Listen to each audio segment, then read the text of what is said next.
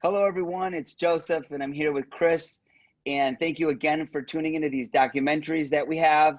I believe that Chris can correct me if I'm wrong, but we may be in our 24th week, our 24th documentary.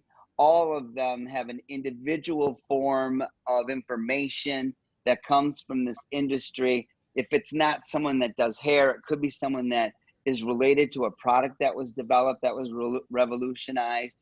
But continue to watch as many of the documentaries as you can. And obviously, as I always say, always make sure that you have piece of paper and pen, because you never know when the individual that we are talking with has a book or a quote or something that you may want to write down that's inspiring to you. So with all that being said, we're going to start the program right now. I'm going to throw it over to my amazing friend / lipstick wearer, Chris Sorby.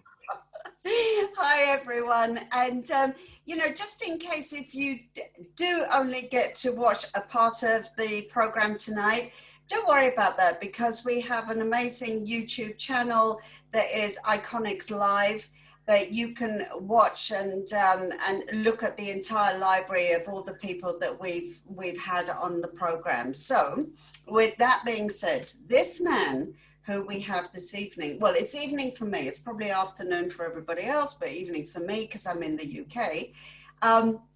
This man has been nominated at NAHA, that's the North American Hairstyling Awards, and they are our industry Oscars. He has been nominated no less than 25 times. Jeez, Charlie.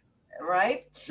Twice he won Hairstylist of the Year. He was the first ever winner of the People's Choice Award, all again NAHA related. At the Canadian Mirror Awards, he was nominated 6 times, and in 2007, he won International Stylist of the Year. Wait, there's more. He's been mentored by undoubtedly some of the biggest trendsetters in the world. That's Guido Palau, Serge Nomor, and Eugene Suleiman.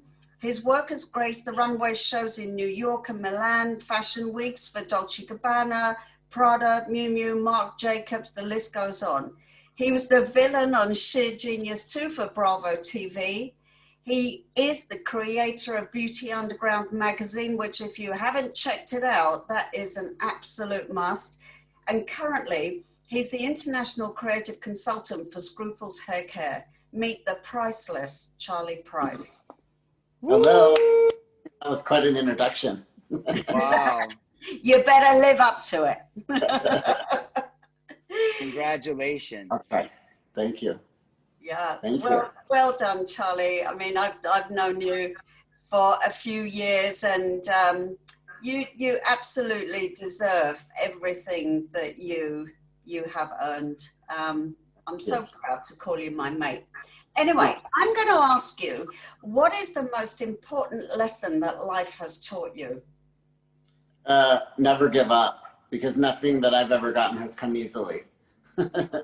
For sure. No, absolutely none of it.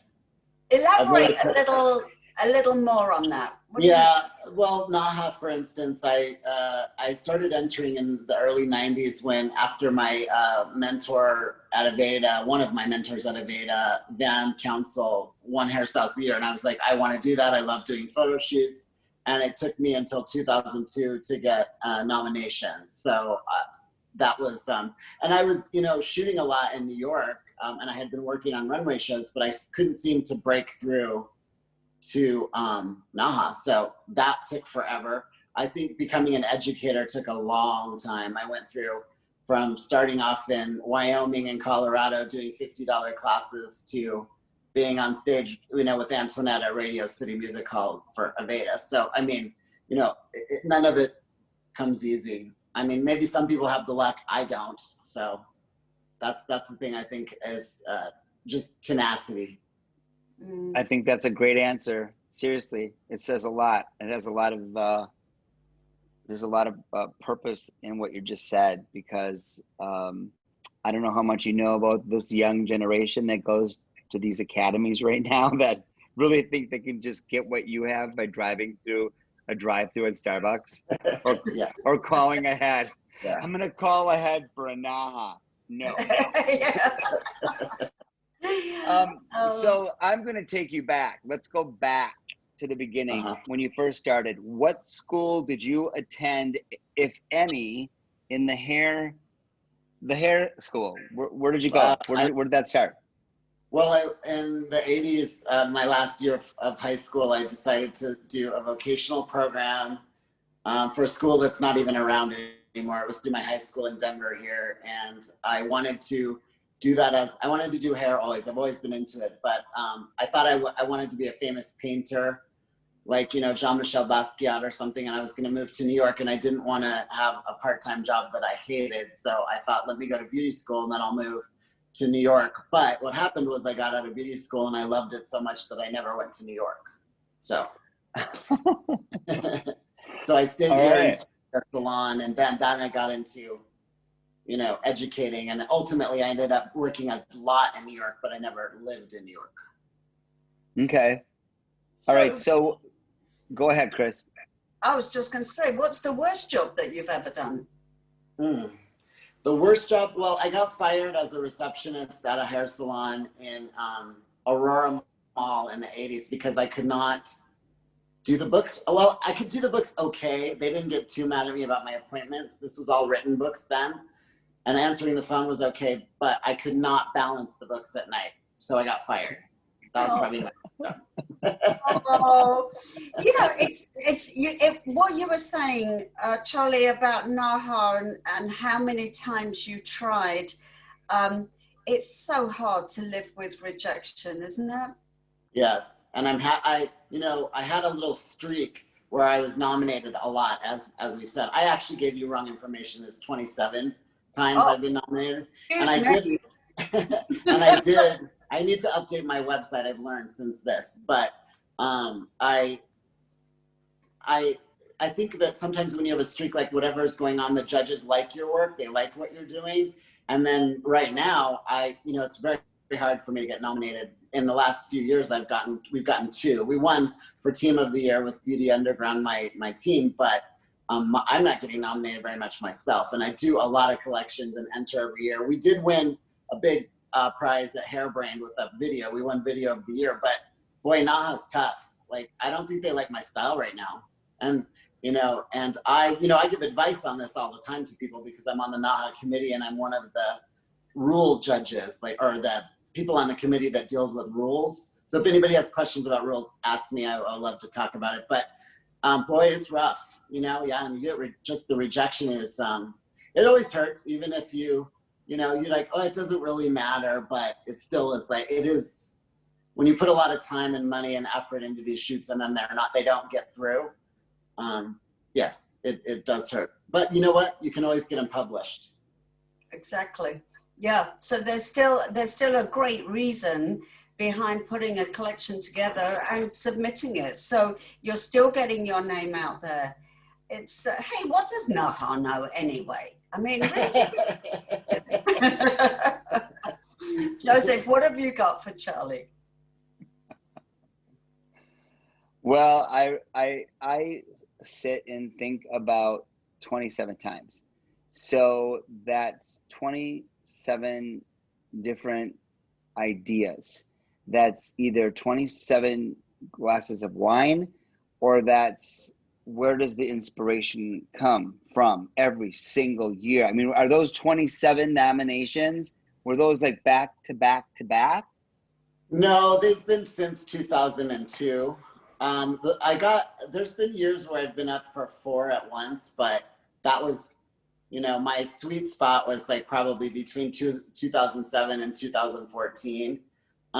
But as far as where do my ideas come from, I'm always thinking of ideas, and I have scrapbooks and I do little drawings. And since COVID, I've actually loved it because I've had these ideas that I haven't had time to execute, like where I wanted to do the hair color myself on either wigs or hair pieces or whatever. So I've been able to really work on that. So some of the stuff I'm shooting that I'm entering in NAHA, it's just things that I've just really wanted to do for ages. But for me, the idea is never the problem. It's having enough time to execute them because I just love doing photo shoots. It's my favorite thing to do. And do you do your own photo shoots now on your work? I do things a lot with my phone, but no, and I did enter one collection last year that I shot, but you know what? No, I don't, because the reason I don't is because I can't do all the jobs. Yeah. When you try to do everything, as much as I would like to do it all, it's just because I love to do makeup, but doing makeup and hair is like, it's such an effort. It's hard to concentrate on both. So I like to have a team that I work with over and over again, and we help each other. I love that. Who do you use as your makeup artist and your photographer? Well, recently, the photographer, I work with a few different people. There's a guy in Denver that's one of my best friends, and he's one of the creative directors of Beauty Underground, because we have just the kind of a gang that we work with all the time. He's traveled with us to Alternative Hair Show. He's traveled with us to like the International Hairdressing Awards. His name is David Rasa. On Instagram, it's D Rasa.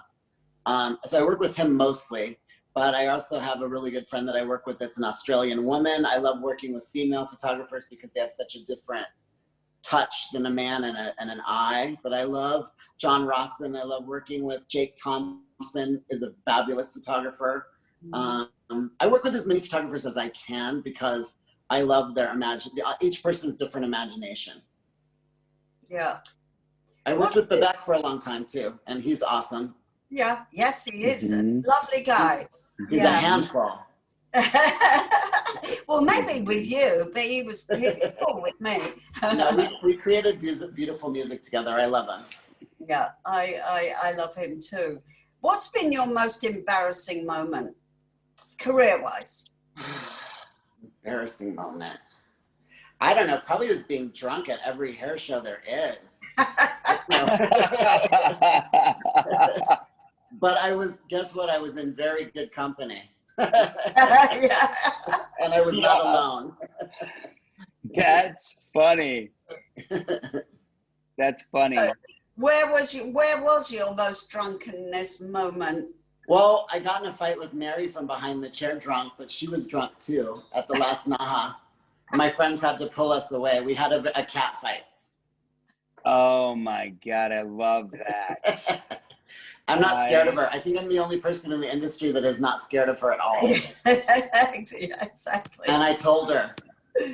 Oh. You know what's really odd is I used to cut Mary's hair before Mary was married. Oh, did you? Yep. She drove up from Chicago every 5 weeks to get a haircut from me up in Wisconsin. Oh, wow. Isn't that weird? Isn't that weird? No, it's But cool. yeah, she changed a lot. Things change when you become changed, right?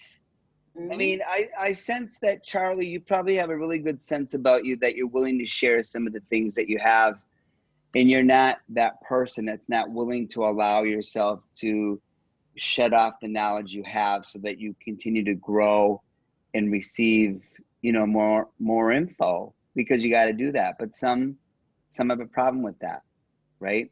Yes. But I want to go to Runway, right? Because Runway is always fun, and you got to do some. I mean, I know it's grueling. I one time only got to do it, and I was working. I don't remember who the woman was that I got to work with, but she was cool. But you know what? How do you get, like, when you do this? Is it your inspiration at the collection? So when you see the collection, are they allowing you to give, okay, things need to be tweed looking with this collection? Or are they already telling you what you need to do before you get there? Yeah, well, it depends. If you're assisting, like all those big shows like Prada and Dolce & Gabbana and all those that Chris mentioned, I was working with mostly Guido, but all three of them. So when I was with Milan, I was with Eugene. So when you're assisting, you don't even know what you're doing until you show up, unless you're on that person's core team and you've been to the hair test. Oh, okay. So that was the thing about assisting famous hairdressers that is really scary, is you absolutely have no idea what's going on. And I worked with Guido for 3 years, and he barely talked to me. He just called me doll. He never knew my name. So I was like, well, I guess it's better than asshole. So at least he's calling me doll, And he invited you back. That's an achievement. Yeah. And when I saw him at Redken a couple of years ago, we were prepping there for one of our Beauty Underground shoots, and he was there, and he did remember me, so that was nice. I mean, I loved him. I never knew if he liked me or not, but I guess he did because he remembered me and was sweet. So, but I mean, that was the most invaluable thing. But as far as when I'm the lead, so I've been lead for people like Jeremy Scott and Vivienne Westwood when she came to Denver. Peter Som, Matthew Williams, Jason Wu, lots of Matthew Williamson, lots of great people. And what happens is you go in and you may be you're with the designer, but you may also be with a press person. I worked a lot with People's Revolution in New York City and Mao PR, and they're very involved. So what it is there's like a committee of people. There's the PR team, there's the designer themselves, the fashion stylist, the makeup artist, and the hair, and you're dictated the look. So you don't get to really say what you want at all.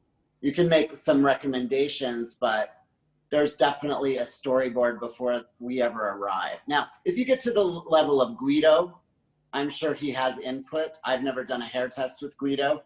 I worked with him for 3 years, but I was never at a hair test. So I think, that's one of the reasons people hire Guido is because they would want to know what he thinks. That I'm not at that level, so I was dictated to, even though I was the lead. And some of the tests, would be an hour.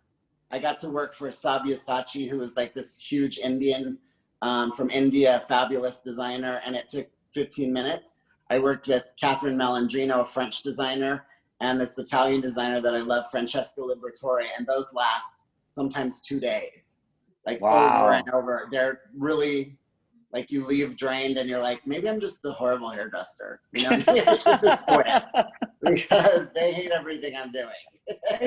So it's everything in between. And it's very intimidating to be on those tests.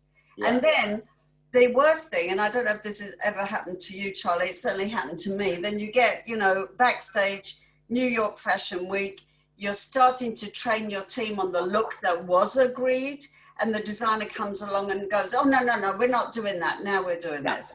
And you think, yes. What?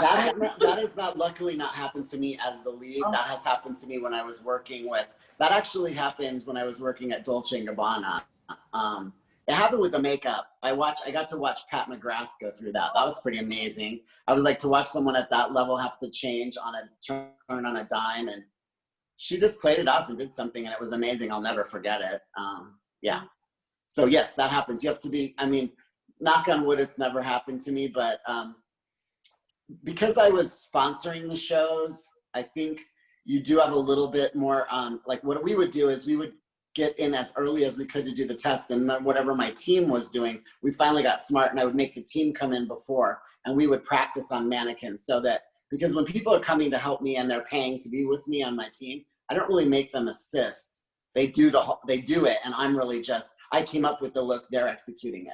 Because I don't want people to pay thousands of dollars to come to New York and hand pins. I want them to be like, this was my model, I did it start to finish. And so we get through all of their questions and all those stumbling blocks before, and we just take as long as we need to get everybody up to snuff, and then they kind of team up.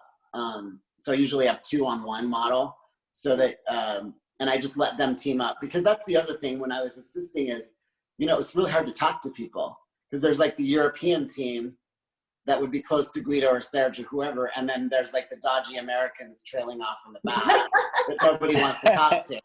So that must have been when you were working with Eugene. Yeah, it was the same with Guido. There was a couple Americans. Yeah. Having worked with them both, it's yeah. But I think at the end of the day, what's really important to consider is the amount of pressure that those guys are under. It's absolutely unbelievable. So you better not get an attitude, when if you're handing pins or whatever it is you're doing, it's an honor to be in that position.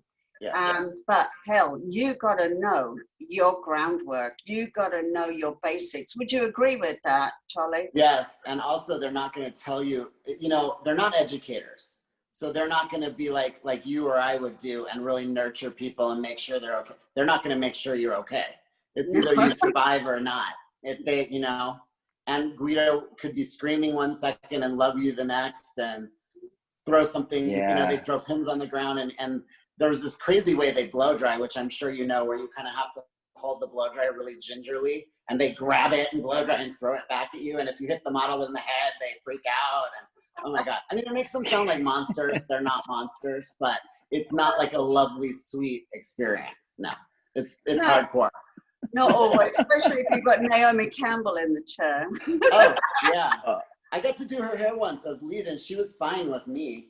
That was crazy. I couldn't believe I got to do that. That was maybe the coolest day ever, was to do her hair. Well, you're lucky you survived. Good on you. She was nice to me. I don't know what happened. I mean, must have got her in a good moment. You did. Charlie, what do you owe your parents? Well, I owe them everything, because they loved me and were sweet to me. But also, I think they just taught me to not put on airs and to always work hard. Especially my mother is very driven. The women in my family run everything, and they work really hard. They're workaholics. So work ethic. So what did they do? What did your parents do? Or what my mother, I guess, was a bill collector. She worked for credit card companies and Toyota and Sprint and American Express and Diners Club, and she would run call centers collecting bills. So, but yeah, she was middle management, corporate. So I learned a lot from her about that. And my dad was kind of similar. He was a project manager for the phone company here in Colorado, and I learned a lot from both of them about dealing with crazy executive bosses and how corporate politics works. That's why I don't work in corporations. See? You had the inside scoop. See? Oh, that Charlie. is Charlie, excuse me, Chris. How did you get into being the villain on Shear Genius? Well, on Shear Genius, so what happened was I'm obsessed with Project Runway. I even went out and bought sewing machines so I could try to go on that show. I was like, I'm going to teach myself how to sew. That did not work. So luckily what happened was Bravo came out with the Shear Genius, and I tried out in the first one, and I flew to New York for the casting. I had like this amazing cashmere sweater on that I bought at Barney's, and I thought I was, and I thought they would want like a more high-end like educator, and they would care about my pedigree. No. And the people were late, the casting people were late, they didn't care about me, I didn't get picked. So I watched the first season, and I fell in love with Tabitha. And so I thought, if I ever go on the show, I want to be the next Tabitha. I want to do what she did, similar. I loved, she was just so cool, and like she'd be around like, why is everyone crying as she's drinking her red wine? I was like, she's awesome, I love her. She had a foul mouth, I loved that. So when I tried out again, I decided to kind of develop a character. And I said my character was going to be like a bitchy gay clerk at like a really fancy store, like a Barney's or Neiman's in Beverly Hills, mixed with a black drag queen. And so that's what I did. And, I don't think so much that I was trying to act black, because I would never do that, but it was more like the fierce attitude of like a RuPaul, or the fierce attitude of the drag queens I met in New York City that I loved, and my favorites were always black. So without trying to pretend I was black, I wanted to channel some of that fierce energy, and that's how I auditioned, and they loved it. And Beautiful. So I just kept doing it. Beautiful. And that was it. They asked me, they said, what part do you want to be? I said, if I'm not the villain, I don't want to be on the show. Oh. And they love that, because I would tell all my competitors that were my friends, I would say, look, if you don't decide who you're going to be, they'll decide for you, and you may not like what they decide. So you need to own everything you're doing and plan it. Don't just fly by the seat of your pants and see what happens. You gotta have a plan of why you're doing this, what you want out of it, and all of that. What do you think was your biggest takeaway from that show? Oh God, there's so many. My biggest, one of my favorite moments of my life was, there was two. One was being driven through as talent to Paramount Pictures. and being on sound stages there to shoot all the promo material. And so I was like, wow, I never thought I would ever be here. So dreams can come true, even though I didn't really specifically go after that. It was insane. And then to see, I had my Sex in the City moment where seeing my name on a bus in New York or my face on the bus as it went by, like Carrie.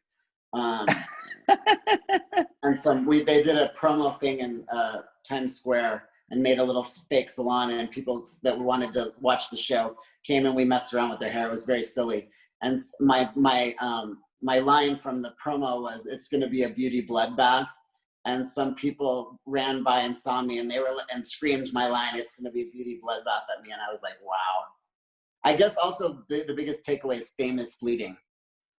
Because they always said, "Oh, this is going to lead somewhere amazing." And so I watched what happened with Tabitha, and she's the only one that ever, for whatever reason, could parlay that into a TV career. Many people that were on Sheer Genius are doing things like Joey Sandizo, the super famous Australian hairdresser that wins all the international awards. He got kicked off the first episode in season 3. So there are some prominent people that were involved, but she really just, she flew. She just had the magic. Everybody loved her, and her TV show has been so long running and all that. I never really had much happen after that at all. I think the great thing about, thanks Joseph, about Tabitha is that she doesn't hold back with what she says, and what she is saying is the truth. When she's in these salons trying to help them sort things out and stuff, she just nails it. And not everybody loves her because she tells the truth. And I think that's been a huge, she doesn't just do it for good TV. No. What's your most treasured possession besides the painting behind you? Maybe, it's so hard. Possibly my Stephen Meisel photo, or my Tom Ford for Gucci butterscotch motocross jacket. You run and get it? I can, it's right here. I'll get it. Oh, that's cute. He's going to go and get it. What are you going to ask him next, Joseph? I think that I still want to go back to what inspired him in the beginning when he was in school. Look at that. Yeah. Talk, Charlie, so we can see you in the big part of the screen. Yeah, I love that. That's cool. That is cool. I just knew it would be something to do with fashion, clothes. So, I want to ask you still back from what a student may ask you if they had their will or way on when you graduated. What were your mentors? Who were you reading about? Who was inspiring you?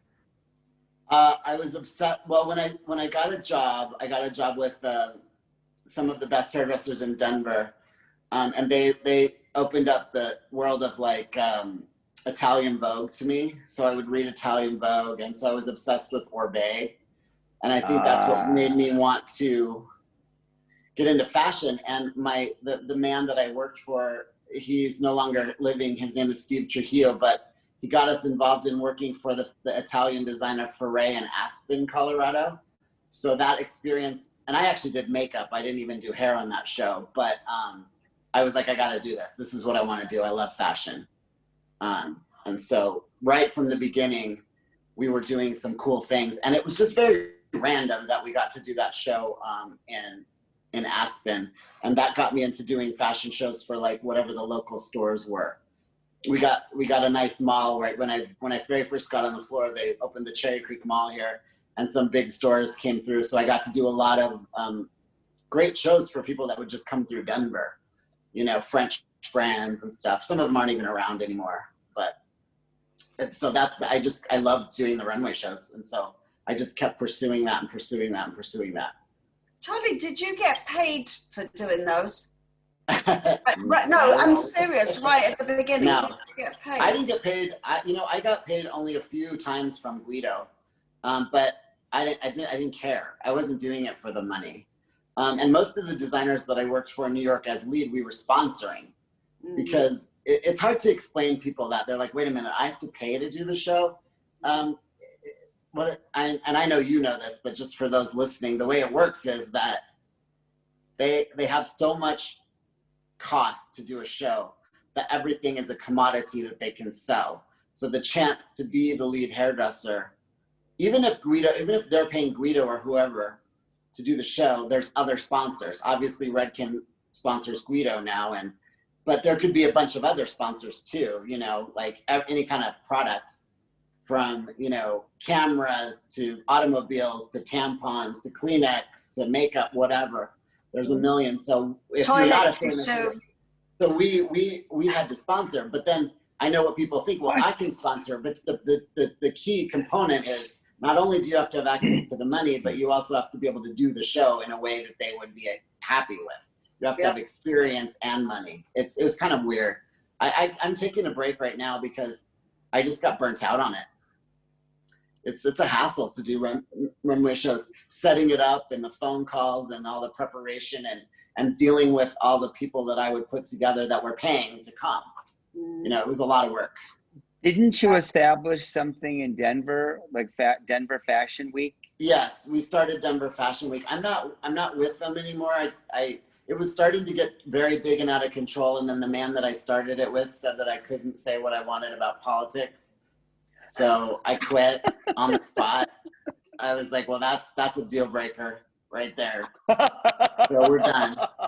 But I started it with him. God, I love you, Charlie Price. I don't want to work with you, but I love you. So I want to know more about NAHA. So what would you say? Two things. I would love for you to tell us all what was your favorite shoot and what category it was in. And then I would like to know if you would allow us to just show a little bit of it on Instagram as we promote you after this for people to watch your documentary. Yeah. Not for us to print and resubmit, because if you're a judge, you're going to see your work come through with a completely different name. Yeah. We have a rule now that you can't judge if you're entering at all. It used to be that you could be a judge as long as you weren't judging a category you entered. But now it's such that if you're going to be a judge, you can't enter at all. So I'm entering, so I'm not a judge this year, but I'm on the committee that deals with rules. So even though I'm dealing with the rules, I'm not judging anything. I answer questions about rules, and I come up with the rules with George Aldretti from CUNY, and then it obviously goes through other channels, but it's kind of like our project. So that's that. So yeah, you can't. It's a conflict. I've always thought that. I said yes. I think it seems weird, even though there's really nothing wrong with it. It seems weird. So, you know. So anyway, my favorite collection is the one that I won with first, and it's from 2002, Hairstylist of the Year, and it's kind of a crazy story because I hired these really expensive models and this fabulous photographer. And we were shooting on 9/11, and as we were going to the studio, it was so hard to get a cab and whatever. And once we were going to a studio in Chelsea, and I finally got a cab, and I was like, what's going on? Everybody's freaking out. And the cab driver goes, look behind you. And I saw the fireball. So anyway, so we go to the studio because I'm like, well, there's nothing else to do. Let's just go to the studio and we'll see what happens. I mean, at that point I wasn't thinking the enormity of it. Just like everybody, we didn't know what it was. So we started shooting, and then the models had to be sent home and the studio shut down. And then I ended up, so I got I got 2 of the professional models shot, and then they shut us down. And then we were still there because we couldn't really go anywhere. The airports were closed. So we got the girls and we were there for New York Fashion Week. It was during New York Fashion Week, and the entire salon was there. So I ended up using girls from the salon as models to finish the shoot. They were good sports, and we finished it because literally there was nothing for anybody that was in New York City in the days after 9/11. There was nothing really to do, so at least we were working on something, and we were safe and whatever. So that's my favorite, and I still like it, which is kind of crazy because it's pretty old now. Yeah. 19 years old. What was, we can't see it, but was it full, obviously extensions, top of the head? It's I mean, well, it's got kind of a red look to it, and the photographer didn't like retouching, so there's no retouching at all on it, zero retouching, which is kind of scared me to death, but it worked out. And she was really a taskmaster to shoot for. Now she's a famous fashion photographer who would probably never even want to work with us again. But at the time, she needed the money, so we paid her. But it's a lot of finger waves, a lot of texture. There's a man in it. There's a man. I hired a guy who had just been in a Calvin Klein ad, which was $3,000, which I don't know what I was thinking. It's a fabulous photo, but I way overpaid for it. I don't know what I was thinking, but we got him shot. So there's texture and curl. I had one black model. I like to always do that, have a range. Yeah. Because that's what it's supposed to be for hairstylists of the year, show different things. And it was a little bit, I would say that at the time it was a bit more editorial than a lot of what NAHA shoots looked like then. Which I can't say was all me. It was the photographer I was working with that really led me in a certain direction. Yeah. Yeah, I love that. Who was that photographer? Her name is Paula Kudaki. And she was married to, she's Argentinian, and she was married to a famous male model. And this is going back, like I said, to 2001. So, but she shoots for, she'll pop up in French Vogue, she'll pop up in German Vogue, Harper's Bazaar, whatever. But I'm sure she doesn't do like trade shoots anymore, like for random hairdresser from Denver. That was right at the beginning of her career. So she was from Denver. No, she's from Argentina. No, you were in New York that weekend. Yeah. And I got her through an agency, so that they, and she was brand new, just moved to New York. She needed money. Sure. So she did it, and she was awesome. I also got to shoot an editorial. She liked me, and she liked that I followed instructions well, even though it was my shoot. But so I ended up doing an editorial with her right after that, and that was amazing too, to work with someone like that. Very cool. So which living person do you most admire, and why? Well, it's hard to pick just one. It's either Hillary Clinton or Barack Obama. Probably I would say Barack Obama, because I think, like many people, he changed my life. He validated my existence. There was never a president that validated gay people and said we had a place at the table and mentioned us. He mentioned us in his, and he created, he helped legalize gay marriage. He didn't create gay marriage. He helped legalize gay marriage. So he changed my life, and I'll love him till the day I die. Oh, I love him too, but he didn't change my life quite in the same way.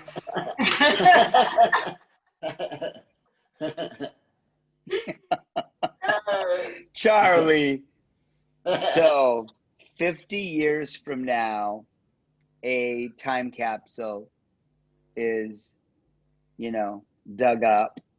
Yeah. And there's a bunch of stylists sitting around. And how would you like your legacy to be remembered? What would you like them to read under your name? His work was classic, beautiful, and sexy. Nailed it, you little villainess. That's a real short one. Haven't you got anything else you want to say? But that's a good one. That's a good one. Yeah, I can elaborate it on. As far as my personality, I was somebody that followed my dreams and did what I wanted, and I didn't shut up. I've always used my voice, and sometimes it's been really hard because of that. That maybe they would think that I said things that other people wouldn't say. But is there not to interrupt you, but is there possibly something that you may have left in your years in this industry as a footprint that they would look at and say, oh, that's where that came from, or that's how that was said? Well, I don't know if I have that much of a influence to leave something like somebody like Trevor Sorby or Sassoon or something like that. But I mean, what I want to leave in the memory of the people I teach is that, because I don't have kids or anything, the people that I've worked with, that I have mentored, I want them to love me and say that I shared with them unselfishly how I do things and how other people taught me to do things, which is everything. I was taught everything, so my job is to give it back to somebody else. And that maybe they'll just be like, when they're doing a shoot or doing something they love or creating an image, they'll be like, well, Charlie taught me that. That would be the best compliment.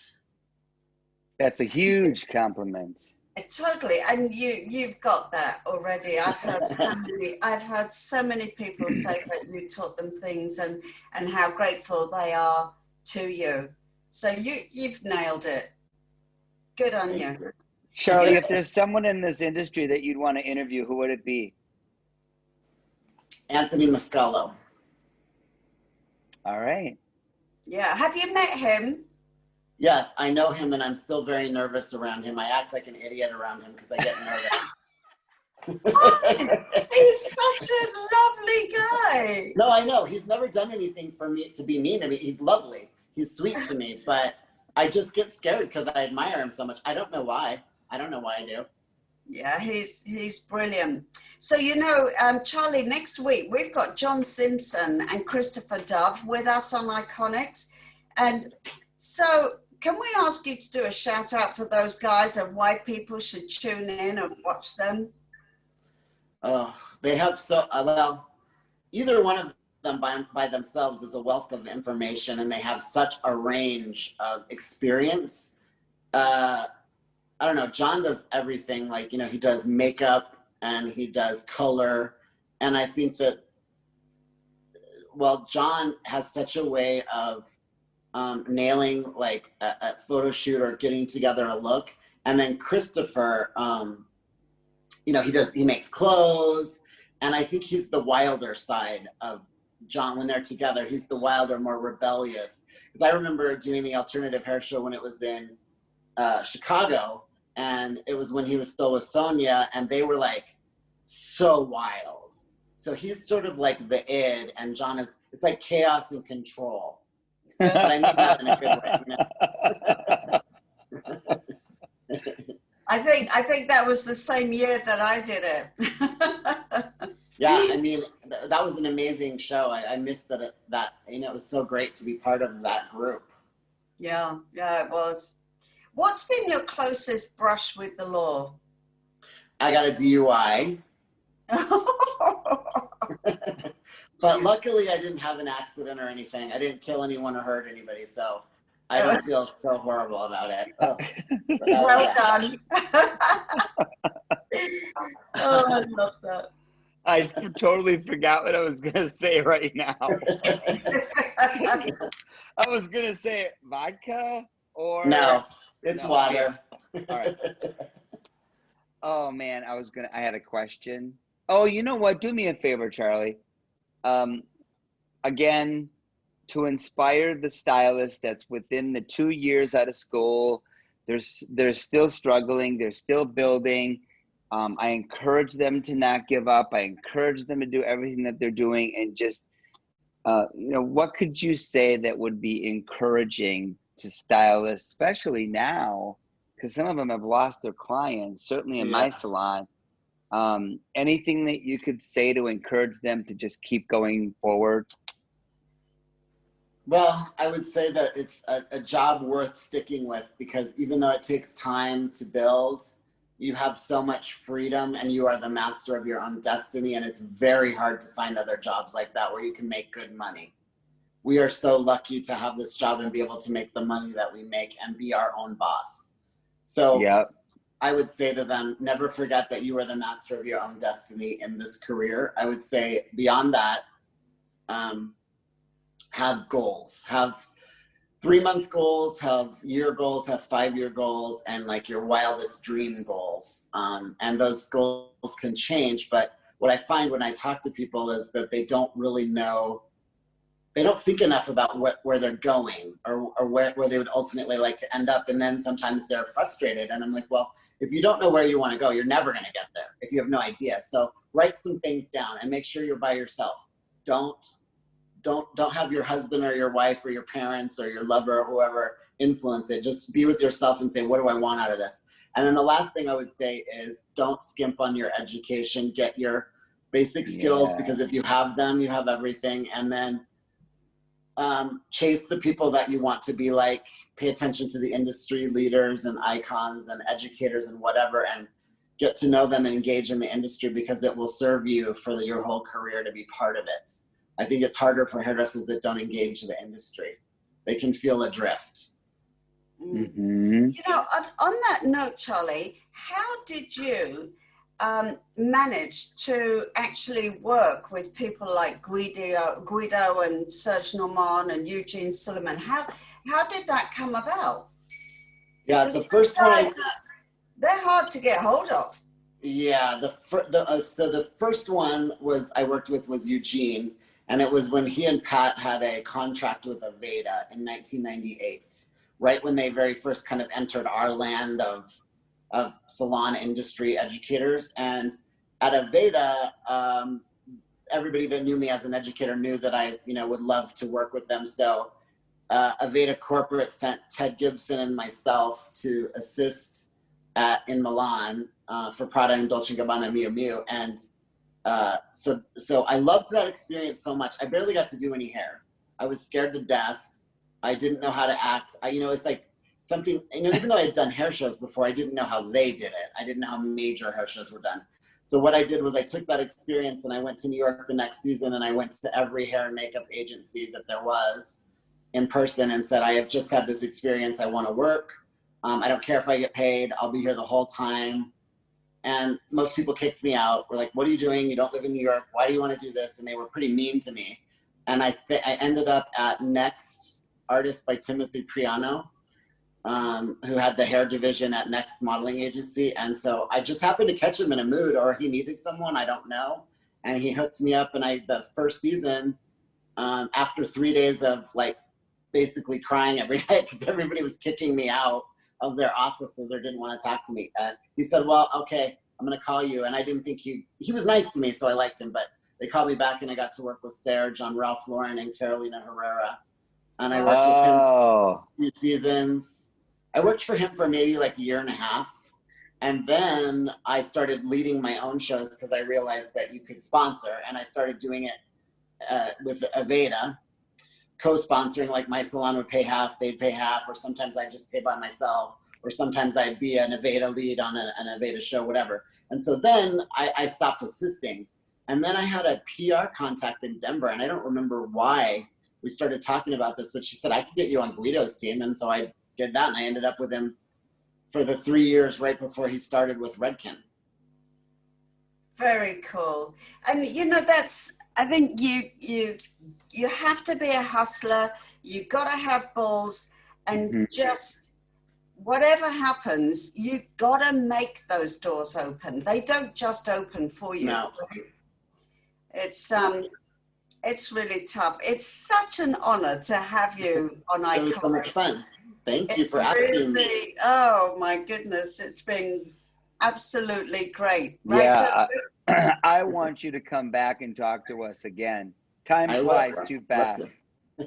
And you know what, Charlie? I didn't know, and neither did Chris. We didn't know really where iConixxx was going to go. But obviously, being that we have documented so many, including your special self, you are now a part of something that is forever in history.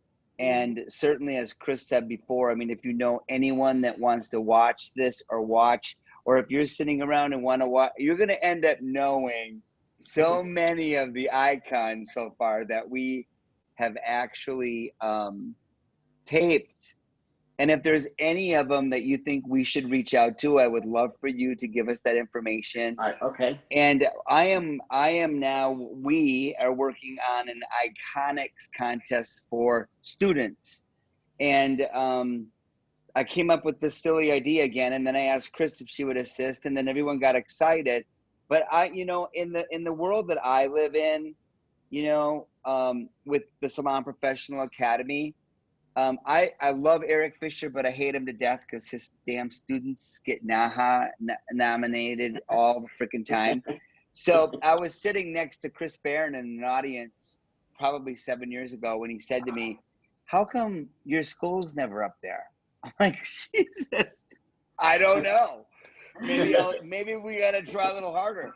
So we're going to put this together, and the students will be submitting a mannequin, Chris's mannequin, with color and a cut. I also want to add some extensions to throw it off a little bit and give them a tool that they have to kind of work with. And the final judging, I want to narrow it down to 5.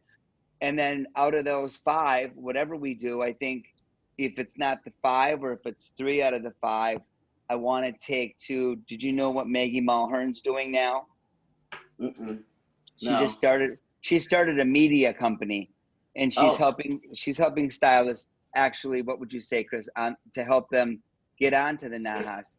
Well, not just NAHA, but she's now got this company where she does shoot direction. So she's working with Roberto in New York and so on, and it's really such an inexpensive way of being able to do a shoot. She gets your models, she gets the photographer, the makeup artist, the clothes stylist. And how much was it, Joseph? It was like $5,000 or $6,000. Yeah, I think it's about $5,000. And then you end up with all these pictures that you can use, like you were saying, either and or for NAHA. And other competitions, Canadian Hairdresser, the Mirror Awards, as well as having something that you can publish. So it's really, I mean, can you imagine for $5,000 you have an entire shoot? That's unbelievable. Well, and you know what? The schools don't have a lot of money. They really don't, unless you have a connection. I would say that, again, I'm not highlighting myself, but because I am at a level of icon and knowing a lot of people, I probably am more different than most of the school owners that don't have those connections. So they reached out to me to assist. And I think this is an amazing way to have it happen. I know Chris has educated me a lot, being that she was very involved with NAHA. I would like to know if you would be willing to just talk to me for a few minutes about the student competition, or if a student graduates, nothing related to what we're talking about now, but you may be able to really assist me in getting my brain clear on, maybe some rules of what we need to follow with that, if you're willing to. Of course. I would love you for that. I really would. Sure. Of course. Okay. I will reach out to you via email. Okay. So you know what? Now that we had this wonderful chat, amazing. Remember, Charlie, if it's okay, I think you might be getting contacted from Cassie only if you want us to show those photos. I would like to see. I would like to see those photos. And absolutely. I certainly would be very proud to say that you are in my contact list. You're sweet. Now, Charlie, you got to get on his Christmas list. That's a whole nother story. That's fine. I don't know about Tom Ford. Maybe. Yeah. Exactly. Right. So anyway, I want to thank you personally. I mean this. I really, really do. This means a lot to me personally, as well as the whole iConixxx team. And when I go back and talk to my students and I make them watch this, because I make them watch all these because they have to, it's part of their work. I just want you to know that it's really been fun. You're really amazing. You really are a gifted man. Thank you very much. I appreciate that. Yeah. I can't wait to see what the next Charlie Price thing is going to be, because I know there will be, because you're priceless. Thank you, Chris. Thank you, Chris. I love you.